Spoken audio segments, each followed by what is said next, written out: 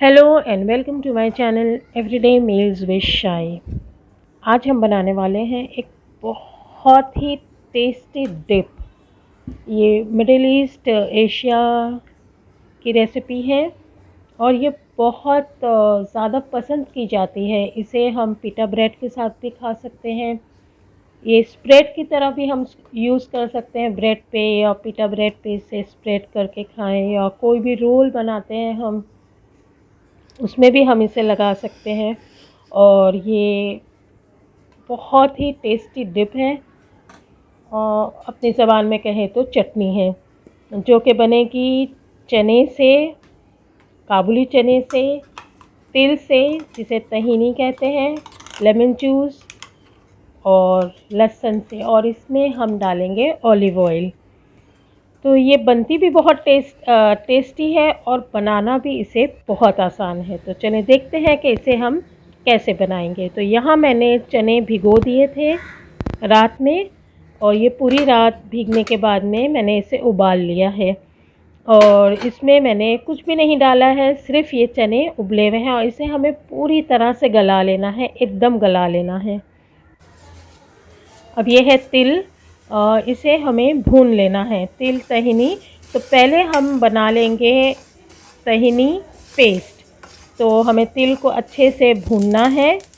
तिल जब भुनने लगती है तो वो कड़कड़ाती है, पॉप होती है यहाँ वहाँ, तो हमें पता चल जाता है कि तिल भुन गई है। तो तिल हमारी भुन गई है, चने उबल गए हैं, तो अब हम इसे बनाना शुरू करते हैं। अच्छा, इसे बनाने के लिए हमें मिक्सर की ज़रूरत होगी, अब हमें चूल्हे की ज़रूरत नहीं है।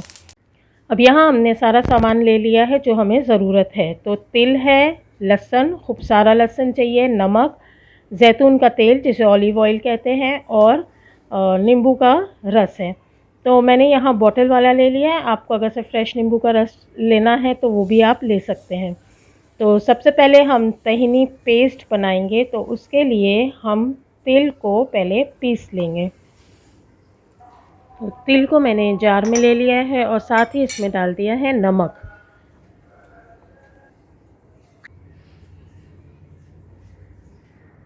नमक डालने के बाद हम इसमें डालेंगे जैतून का तेल, ऑलिव ऑयल। तो यहाँ मैं इसमें डाल रही हूँ 3 चमचे ऑलिव ऑयल के, और अब इसे हम ग्राइंड करेंगे, पीसेंगे।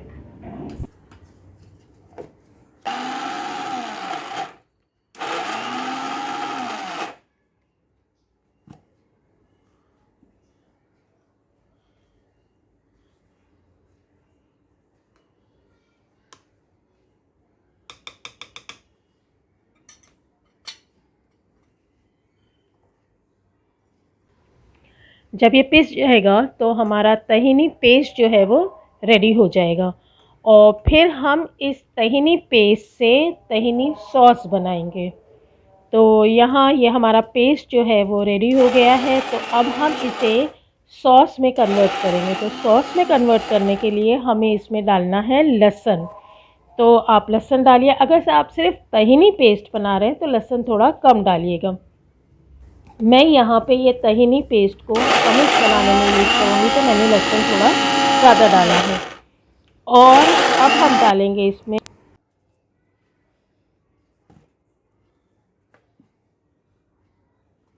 नींबू का रस। तो नींबू का रस हमें इसमें डालना है, 2-3 चमचे आप डालिए, और फिर हम इसे पीसेंगे। और इसे बस इसी तरह से हमें पीसते जाना है। थोड़ा नींबू का रस डालना है, फिर पीसना है, फिर थोड़ा ऑलिव ऑयल डालना है, फिर पीसना है, जब तक कि हमारा सॉस रेडी हो जाए। तो यहाँ देखिए लहसुन अभी अच्छे से पिसा नहीं है, तो हम इसमें अब थोड़ा सा ऑलिव ऑयल और डाल रहे हैं। हमें इसी तरह से ये तहीनी सॉस रेडी करना है। थोड़ा थोड़ा पीसने के बाद में खोल के देखना है, फिर उसमें कभी आप लेमन जूस डालिए, कभी आप ऑलिव ऑयल डालिए, और इस तरह से हमारा तहीनी सॉस जो है वो रेडी हो जाएगा। तो यहाँ तहीनी सॉस मेरा रेडी हो गया है। तो अब हम बनाएंगे हमूस। तो मैंने यहाँ जो चने उबाल के रखे थे वो ले लिया है जार में, और उसमें थोड़ा लहसुन डाल दिया है। लहसुन मैंने थोड़ा कम इसलिए डाला है क्योंकि तहीनी सॉस में अच्छा खासा लहसुन है। और मैं डाल रही हूँ यहाँ पे नींबू का रस, लेमन जूस।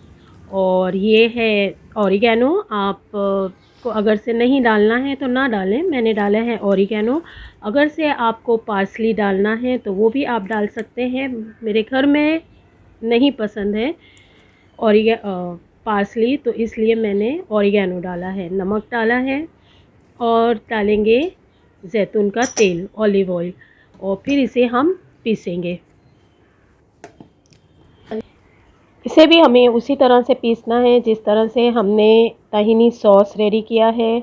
थोड़ा पीसना है, फिर उसमें थोड़ा लेमन जूस डाल के फिर पीसना है, फिर ऑलिव ऑयल डाल के पीसना है। इस तरह से हमें इसे पीसते जाना है। और अगर से आपको लगे कि इसमें पानी डालने की ज़रूरत है, नहीं पीस रहा है, तो आपने जिस पानी में चने उबाले थे वो पानी आप यूज़ कर सकते हैं पीसने के लिए।